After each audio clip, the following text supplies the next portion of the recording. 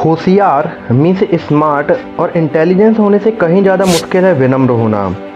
जब मैं बच्चा था गर्मियों की छुट्टियों में अपने नाना नानी के घर जाया करता था। वो टेक्सास में एक बड़े खेत के बीच रहा करते थे। वहाँ मैंने कई काम सीखे हैं, जानवरों को संभालने से लेकर विंड मशीन ठीक करने तक सब किया। मेरे नाना नानी एक कैराबन क्लब के सदस्य थे और वे अक्सर दूसरे सदस्यों के साथ यूएस और कनाडा घूमा करते थे। मैं भी कुछ दफ़ा उनके साथ सफ़र पर था। मैं करीब 10 साल का था और एक खास सफ़र पर उनकी कार की पिछली सीट पर बैठा था। नाना कार चला रहे थे और नानी लगातार धूम्रपान कर रही थी। वो इन ट्रिप्स पर खूब धूम्रपान किया करती थी और मुझे उस गंध से बहुत ही ज़्यादा नफरत थी। उस उम्र में मैं कोई भी गलत ना करने के लिए बहाना बना सकता था और हिसाब लगाने के लिए साफ इनकार कर सकता था कि इस ट्रिप में कितना ईंधन खर्च होगा या ग्रोसरी पर कितना खर्च किया।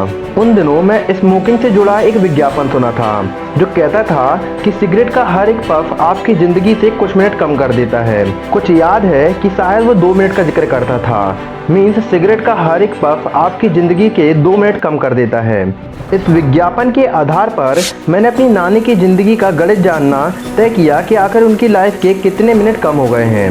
मैंने उनके द्वारा रोज़ पी जाने वाली सिगरेट का आंकड़ा हासिल किया, एक सिगरेट के वो कितने पफ लेती है इसका अंदाज़ा लगाया, वगैरह वगैरह। जब मैं संतुष्ट हो गया कि मैंने तमाम अंदाज़ों से एक ठीक ठाक आंकड़ा हासिल कर लिया है तो मैंने अपना सिर कार की अगली सीटों के बीच में आगे किया और नानी के कंधे पर थपकी दी। गर्व के साथ दावा किया कि 2 मिनट में हर पफ के हिसाब से आपने अपनी ज़िंदगी के 9 साल कम कर लिए हैं। मुझे अच्छे से याद है कि आगे क्या हुआ था और ये वह नहीं था जिसकी मुझे उम्मीद थी। मुझे उम्मीद थी कि मेरी समझदारी और गणित के लिए, मीन्स स्मार्टनेस के लिए, होशियारी के लिए मुझे खूब ही ज़्यादा तारीफ़ें मिलेंगी, लेकिन ऐसा कुछ नहीं हुआ। मेरी नानी की आंखों में आंसू थे। मैं पीछे खिसक गया और समझ नहीं पाया कि आखिर ऐसा क्या हुआ। नाना थोड़ी देर तो चुपचाप ड्राइव करते रहे, फिर उन्होंने हाईवे के किनारे कार रोक दी। वे कार से उतरे और मेरा दरवाज़ा खोलकर मेरे बाहर आने का इंतज़ार करने लगे। मेरे नाना बेहद समझदार और शांत व्यक्ति थे। उन्होंने कभी मुझसे कड़े शब्दों में बात नहीं करी थी। शायद ये पहली बार होने वाला था। हो सकता था कि मुझसे कहा जाए कि मैं अपनी नानी के पास जाकर माफ़ी मांग लूँ, लेकिन ऐसा हुआ नहीं। मेरे नाना मुझे कार के पीछे की ओर ले गए और बेहद शांति से कहा, एक दिन तुम समझ जाओगे कि होशियारी से कहीं ज़्यादा मुश्किल है विनम्रता।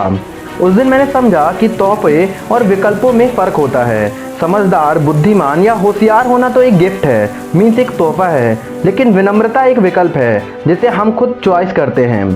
तोहफे आसान होते हैं क्योंकि आखिरकार ये दिए जाते हैं, विकल्प मुश्किल हो सकते हैं। दोस्तों, एक कहानी थी दुनिया के रिचेस्ट मैन जेफ बेजोस और अमेज़न के फाउंडर की।